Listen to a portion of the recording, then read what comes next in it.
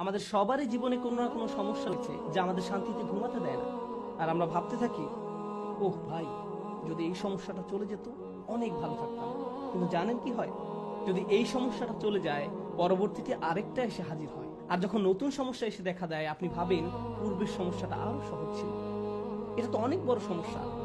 আপনি যদি আল্লাহর উপর ভরসা রাখতে পারেন, আল্লাহ আপনাকে কি দিবেন? তিনি আপনার সমস্যা শেষ করে দেন না। এই পৃথিবীর জীবনে আপনি কখনো সমস্যা ছাড়া থাকতে পারবেন না। যদি সমস্যা চলে যেত, তাহলে ইয়াকুব আলাইহিস সালামের জন্য আমাদের তুলনায় অনেক আগেই সেটা দূর হয়ে যেত। যদি ঈমান থাকার মানে হয় আপনার কোনো সমস্যা থাকবে না, তাহলে মরিয়ম আলাইহিস সালামের কোনো সমস্যা থাকা উচিত ছিল না। রাসূল সাল্লাল্লাহু আলাইহি সাল্লামেরও কোনো সমস্যা থাকার কথা ছিল না। আল্লাহর কাছাকাছি মানুষদের জীবনী পড়লে আপনি দেখবেন তাদের জীবন ছিল সমস্যায় পরিপূর্ণ, বড় বড় সমস্যা।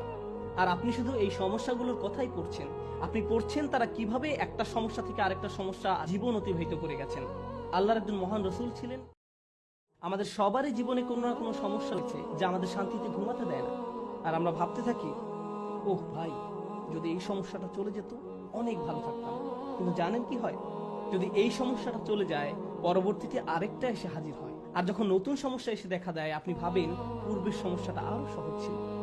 এটা তো অনেক বড় সমস্যা। আপনি যদি আল্লাহর উপর ভরসা রাখতে পারেন, আল্লাহ আপনাকে কি দিবেন? তিনি আপনার সমস্যা শেষ করে দেন না। এই পৃথিবীর জীবনে আপনি কখনো সমস্যা ছাড়া থাকতে পারবেন না। যদি সমস্যা চলে যেত, তাহলে ইয়াকুব আলাইহিস সালামের জন্য আমাদের তুলনায় অনেক আগেই সেটা দূর হয়ে যেত।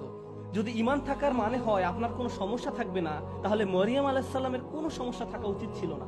রাসূল সাল্লাল্লাহু আলাইহি সাল্লামেরও কোনো সমস্যা থাকার কথা ছিল না। আল্লাহর কাছাকাছি মানুষদের জীবনী পড়লে আপনি দেখবেন তাদের জীবন ছিল সমস্যায় পরিপূর্ণ, বড় বড় সমস্যা। আর আপনি শুধু এই সমস্যাগুলোর কথাই পড়ছেন। আপনি পড়ছেন তারা কিভাবে একটা সমস্যা থেকে আরেকটা সমস্যা জীবন অতিবাহিত করে গেছেন। আল্লাহর একজন মহান রসুল ছিলেন।